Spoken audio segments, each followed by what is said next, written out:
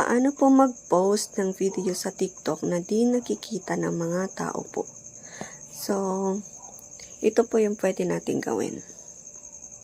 Kung yung video na na-post na po yung i-hide natin. So, ganito lang po.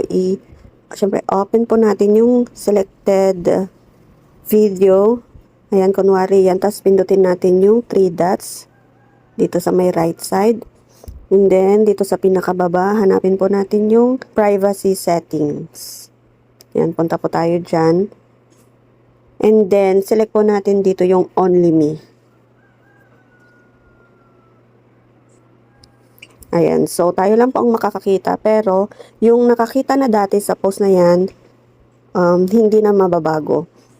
Another way sa future post natin, ayan, pindutin natin yung 3 lines sa taas. And then, dito punta tayo sa settings and privacy. And then, pindutin natin tong privacy. And then, i-on po natin dito sa private account. So, ayan, wala na pong makaka-watch sa mga videos natin. Unless kung iibahin po natin yung setting ng video. So, ganun lang po. Hope nakatulong and don't forget to like, comment, and share. Thank you.